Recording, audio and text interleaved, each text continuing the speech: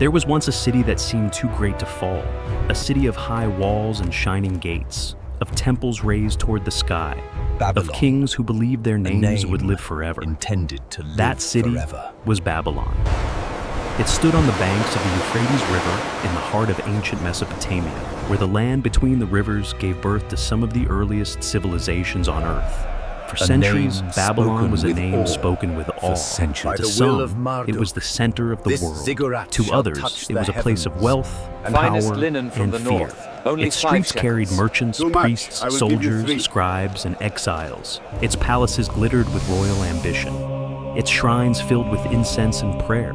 Its rulers did not merely want to govern, they wanted to be remembered. And for a time, they were. Babylon became one of the most famous cities in all of history. Glory to the empire. It rose from obscurity to mastery. It survived conquest, ruin, and rebirth. It humbled rivals. It dazzled travelers. It shaped the memory of empires and the imagination of generations. will But give like you all 3 great shekels cities for the built by lot. human 3 hands, is too Babylon low. carried within The it the seeds of its own decline. This is the story of how that city rose, how it ruled, and how, at last, it lost its crown. Long before Babylon became a legend, it was only a small settlement beside the Euphrates. Are these It from did the not new yet harvest? command armies. Yes, It did not yet the astonish sweetest the we've world. had in a long time. It was not the greatest city in Mesopotamia or even close to it. In those distant centuries, older and more powerful cities stood far above it. Ur was famous. Uruk was ancient even then. Akkad had already cast a long shadow over the land. Nippur held deep religious importance. Babylon, by comparison, was quiet, modest, and easily overlooked. And yet, it stood in a fortunate place. The Euphrates gave it life. The roads around it linked north and south. 10 shekels for the Traders grain. could pass Too much. through. I will give you Messages 7. could move. Grain, goods, and ideas could travel with the river and the roads together. Babylon was not great because of what it was. Babylon was great because of what it might become. At first, no one looking at that small town could have guessed what lay ahead. No one could have known that this unremarkable place would one day produce kings, laws, temples, and stories that would outlive empires. But history often hides its future in silence. Move those bricks And to the upper Babylon, terrace still before the small, sun still sets. waiting, was already must standing finish in the the place ziggurat. where destiny would find it. Babylon's first great rise began in an age of division. Old kingdoms had weakened. Rival cities struggled for land, trade, and power. Across Mesopotamia, rulers fought to survive and to dominate. Babylon was one of many cities in that contest. Get these It was no bricks up to longer the 3rd level insignificant, now. but it was not yet supreme. Then came the king who changed everything. His name was Hammurabi. He did not begin as the ruler of a vast empire. He inherited a kingdom that was still surrounded by enemies and uncertain allies. But Hammurabi was patient. He watched. He waited. And when the moment came, he struck with skill and precision. One by one, he overcame his rivals. Some were defeated by force. Others were outmaneuvered by diplomacy. Cities that had once looked down on Babylon were brought under its control. In time, Hammurabi turned Babylon from a regional power into the heart of a growing kingdom. And with each victory, Babylon changed. It was no longer just a settlement on the Euphrates. It became a royal capital, a center of government, a city where power was gathered and displayed. But Hammurabi wanted more than conquest. That the strong He may wanted not order. oppress the weak. That is why his I name is establish remembered these above all laws for upon his laws. The collection, often called the Code of Hammurabi, was This more than a stele list of punishments. holds the laws It was for a all to declaration. see. It told the world that the king of Babylon was not only a conqueror, but a guardian of justice. This In that passage message, here, Babylon it found describes something the greater than king's military divine strength. It found legitimacy. Its kings ruled by the will of the gods. Its authority reached beyond the battlefield. Its city became a place where evidence law, weighs against you. religion, and kingship stood together. And as Babylon rose, so did Marduk, Great the city's Marduk, chief god. accept The bond our between the gifts. city and its god Protect. gave Babylon a sacred weight that other cities could not easily match. This was no longer just a strong kingdom. It was becoming an idea, a center of order in a dangerous world. Under Hammurabi, Babylon stepped out of the shadows. It was no longer ordinary. It was a city others had to fear and remember. But Babylon's greatness was never secure. Empires built quickly can weaken just as quickly, and after Hammurabi, the strength he had gathered began to slip away. His successors inherited a kingdom that looked powerful on the outside, but 50 beneath that shekels for surface, that cracked the jar. cracks were already beginning to show. The lands he had conquered were not easy to hold. Old rivals did not forget their losses. New threats pressed in from beyond the borders. The unity cannot let the Hammurabi empire had forged fracture. depended on strong Hammurabi's rule, legacy and demands once that unity. strength The faded, legacy is weakness, Babylon's silks, and first spices empire from the began east. to unravel. Get your The lapis city was lazuli still beads important. here. Its name still carried weight, but power was becoming harder to defend. Then came the blow that ended its first great age. Around 1595 BC, the Hittites marched in from Anatolia and struck Babylon. The city that had risen so high under Hammurabi was raided and humbled. Its glory was broken. Its first age of supremacy came to a sudden end. The conquerors did not remain to rule it for long, but they did not need to. The damage had already been done. Babylon had learned a lesson that every great city learns sooner or later. No wall is high enough. No throne is strong enough. No empire, however brilliant, is safe forever. And so the city that had once seemed destined to dominate Mesopotamia entered a new and uncertain age. It had fallen, but it had not vanished. After the fall came a quieter age. New rulers, known as the Kassites, took 20 control shekels of for the Babylon. finest They were lapis lazuli. outsiders at first, 15, but they and I did will not take sweep 2. Babylon aside. Agreed. They did not Great erase its Marduk, traditions or silence its accept gods. our offer. Instead, over time, they became part of the world they had conquered.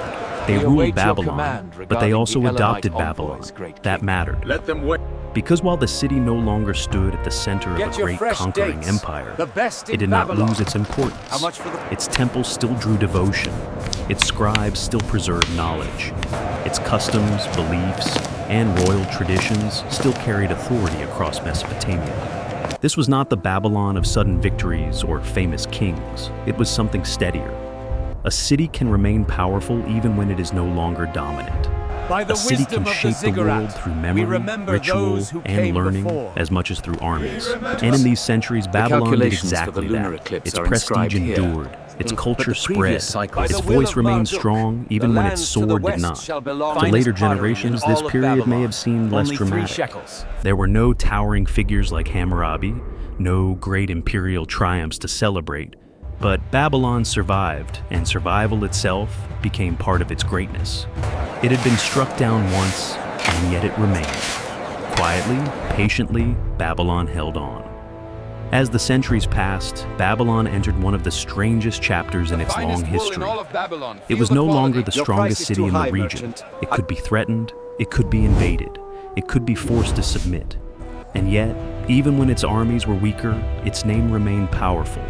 That was Babylon's great paradox. It could be beaten in war, but it could never be treated as ordinary. New powers rose around it. Old enemies returned.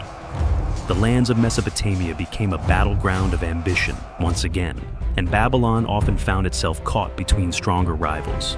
Among them, none loomed larger than Assyria. The Assyrians were fierce, disciplined, and relentless. Their kings built one of the most formidable empires of the ancient world. They conquered cities, crushed rebellions, and demanded obedience wherever they ruled. And still, Babylon was different. To rule Babylon was one thing. To truly possess it was another. The city held something armies could not easily seize. It held memory. It held legitimacy. It held sacred importance. Its temples, its priests, its ancient traditions, and its bond with Marduk gave it a status that even conquerors had to respect. A king might take Babylon by force, The heavens decree but he this still union. needed Babylon's blessing. earth accept- That is why the city remains so important, even in periods of weakness. The It was not inscription only a here prize of matches war, the it was a astronomical prize of observations meaning. from the To third- hold Babylon was to claim a deeper right to rule Mesopotamia itself. And that made the city both valuable and dangerous. Because every empire wanted Babylon. And every empire, in trying to master it, risked being drawn You will into its not find a unrest, better urn its in this pride, market, I and its guarantee it. unbroken sense of its gods own themselves importance. would end. In time, the tension between Babylon and Assyria grew too great to contain. Babylon resisted. Again and again, it rebelled against Assyrian control. The city did not accept humiliation easily. Its people remembered their past. Its priests guarded its traditions. Its rulers, even when weak, still reached for independence. For the Assyrians, this made Babylon a constant problem. For the Babylonians, Assyrian rule was a wound that never healed. Then came Sennacherib. He was one of Assyria's most powerful kings, a ruler feared across the Near East. He crushed enemies without hesitation. And when Babylon rose against him once more, he decided that punishment alone was not enough. He chose destruction. In 689 BC, Sennacherib attacked Babylon and devastated the city. Temples were ruined, sacred places were defiled. The ancient heart of southern Mesopotamia, so long revered, was struck down with terrifying force. This was more than war. To many in the ancient world, it was sacrilege. Babylon was not merely a rebellious city, it was holy ground, a place woven into the religious and political life of Mesopotamia. To destroy it so completely was to do something shocking even by the standards of the age. And yet, even in ruin, Babylon was not finished. The memory of the city was too strong. Its sacred place in the world was too deeply rooted. Later rulers, including Sennacherib's own successors, understood that Babylon could not simply be erased. It had to be restored. And so, after one of the darkest moments in its history, the city began to rise once more. Wounded, humbled, but not gone. Babylon had survived its destroyers. That alone was remarkable. A city so deeply wounded might have disappeared into memory, left behind as a warning or a legend. But Babylon was not so easily erased. Its place in the minds of rulers, priests, and ordinary people was too great. Its sacred role was too old. Its name still carried a force that ruin could not silence. The rebuilding began. The rebuilding began. Temples were restored. Rituals returned. The old rhythms of worship and kingship began to breathe again within the city's walls. What had been broken was slowly raised up, stone by stone, prayer by prayer, memory by memory. Babylon did not recover all at once. Its return was patient, but there was strength in that patience. The city had learned how to endure. It had been glorious, then broken. And now it was becoming something greater than either victory or defeat. It was becoming resilient. That may have been Babylon's greatest gift, not simply the power to rise, but the power to rise again. And in that recovery lay the beginning of its final and greatest age. 10 shekels For beyond the finest restored lapis temples lazuli, and the returning life of fresh the city, grain. new forces were gathering, and soon Babylon would once again stand at the center of history. From that rebirth came revenge. In 626 BC, a Babylonian leader named Nabopolassar rose against Assyria. What began as rebellion soon became something much larger. For years, Assyria had dominated the Near East with fear, discipline, and force. Its armies had broken kingdoms. Its kings had boasted of victories without end. But empires that rule by terror often leave behind many enemies. Nabopolassar understood this. He did not stand alone. He found allies, most importantly among the Medes to the east. Together, they struck at the empire that had once seemed impossible to break. And slowly, the impossible began to happen. Assyria weakened, its grip loosened. The empire that had crushed Babylon now struggled to defend itself. City by city, campaign by campaign, its power began to crack. Then came the great turning point.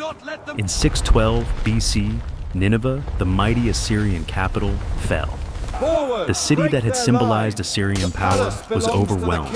Its palaces, its treasures, its pride, all were brought down. The empire that had once destroyed Babylon was itself collapsing into ruin. The reversal was extraordinary. Babylon, once humbled and nearly erased, had returned not merely to survive, but to triumph. The city that had endured destruction now stood among the victors over its greatest enemy. For Babylon, this was more than military success. It was vindication. History had turned. And at the center of that turning stood Nabopolassar, the king who restored Babylon's political destiny and opened the way for its final age of splendor. The greatest days of the city were still ahead. If Nabopolassar restored Babylon's power, his son made it unforgettable. His name was Nebuchadnezzar II. Under his rule, Babylon became the city that later ages would remember with wonder. This was the Babylon of grandeur, of ceremony, of towering ambition. This was the Babylon that seemed to gather all the wealth, beauty, and authority of the ancient world into one place. Its walls were immense, its gates were magnificent, Its temples rose above the plain like monuments to the will of kings and the favor of gods. The city was not only strong, it was meant to be seen, meant to be admired, meant to leave no doubt that Babylon stood above every rival. Among its wonders, none became more famous than the Ishtar Gate. Clad in brilliant blue-glazed brick, adorned with images of sacred animals, it was both an entrance and a statement. To pass through it was to enter a city that understood power not just as force, but as spectacle.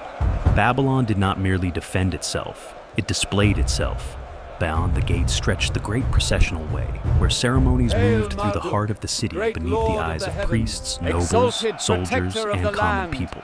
Festivals honored the gods. Royal rituals affirmed the order of the world.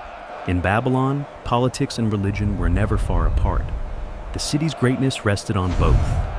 At its spiritual center stood the temple complex of Marduk, the god most closely tied to Babylon's destiny.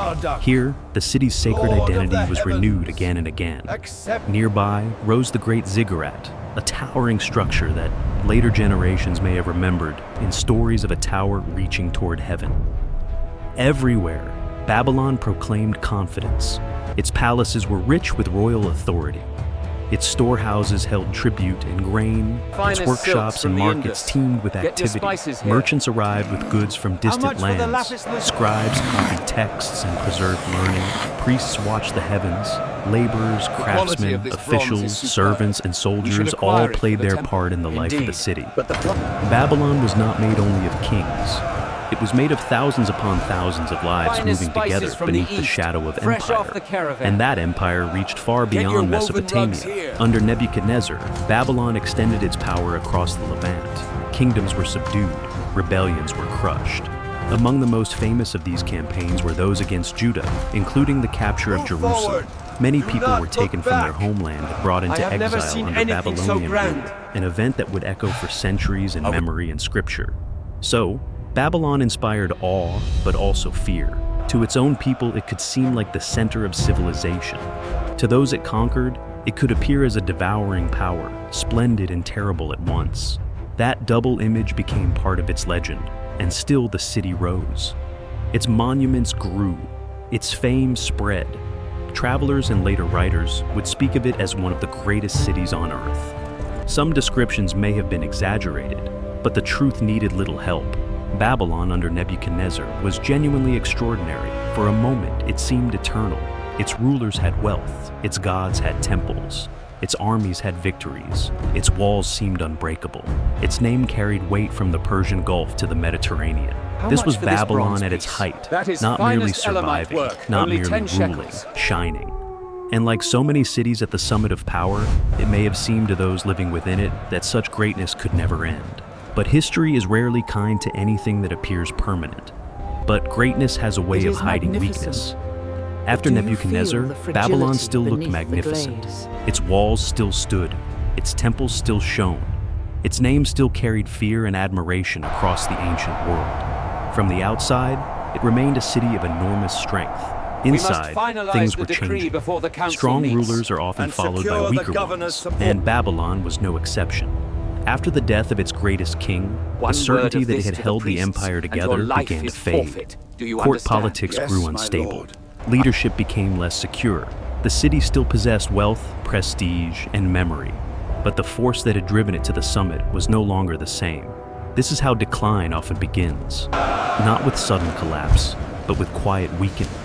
The city continues, the ceremonies continue, the markets fill, the gates remain open. And yet, something underneath has shifted. The confidence of one age no longer belongs fully to the next. Babylon was still glorious, but it was no longer unchallenged. To the east, a new power was rising. It did not come from the old rivalries of Mesopotamia. It came from beyond them. Under a leader of extraordinary ability, the Persians were building something larger, faster, and more dangerous than Babylon had expected. That leader was Cyrus. He was not simply another invader. He was the founder of a new imperial order, one that would gather lands and peoples into a power unlike any the region had yet seen. As Persia expanded, Babylon's future grew uncertain. The greatest city in the world was about to face an empire even greater. And this time, the danger was not destruction alone. It was replacement. In 539 BC, the turning point arrived. Cyrus of Persia took Babylon. For a city with such a long history of war, destruction, and rebirth, this conquest was different. Babylon was not burned to the ground. Its temples were not swept away in a storm of ruin. Its streets did not suddenly vanish into silence. The city remained standing, rich, impressive, and deeply important. But something essential had changed. Babylon no longer ruled itself. It no longer stood at the center of an independent empire. It no longer wore the crown it had fought so long to win and keep. From this point on, Babylon would belong to something larger than itself. That was the quiet sadness of the Persian conquest. The city survived, but as a possession. Cyrus understood what many conquerors before him had learned. Babylon was too famous, too sacred, too deeply rooted in the life of Mesopotamia to be treated carelessly. So he presented himself not as a destroyer, but as a rightful ruler, a king accepted by Marduk, the god of Babylon. It was a wise move. Even in defeat, Babylon still mattered. Its prestige had not disappeared. Its name still carried authority. To rule the city was to gain more than walls and wealth. It was to inherit part of its ancient legitimacy. And yet, legitimacy was not the same as freedom. Babylon remained glorious, but it no longer commanded history in its own name. It was now one great city among several in a vast Persian world. Important, respected, still alive, but no longer supreme. Its splendor endured. Its power did not. That is how Babylon lost its crown, not in one final burst of flames, but in silence, beneath the shadow of a greater empire. Babylon was conquered, but it was not at peace. We meant no offense. Under Persian rule, the city still remembered what it had been. It still possessed wealth, tradition, and pride. And pride does not vanish simply because a new master claims the throne. So, Babylon rebelled. More than once it rose against Persian authority, refusing to forget its old place in the world. The might of the empire. The spirit that had carried it through triumph and disaster was still alive. Even without its own empire, Babylon was not willing to become ordinary. But the Persians were determined rulers, and they answered revolt with force. Under Darius, and later under Xerxes, Babylon's resistance was broken again and again. Each failure weakened the city's standing. Each punishment stripped away more of the special place it had once held. The old capital of kings was still famous, still inhabited, still rich in memory, but its political strength was fading fast. By the early 5th century BC, the pattern was clear.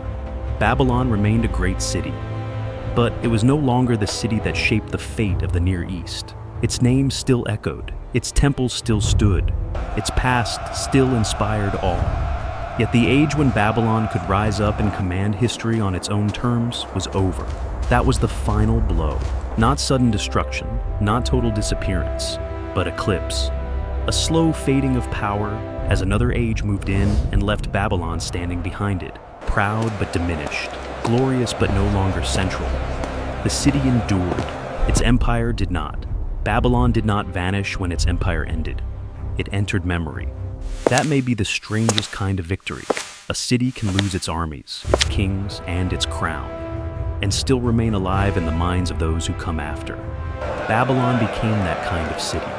Long after its greatest rulers were gone, its name still carried weight.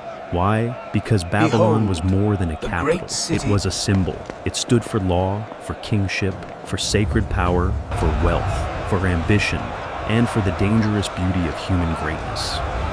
It shaped the history of Mesopotamia, but it also shaped the imagination of later worlds. In scripture, in legend, in memory, Babylon became something larger than itself.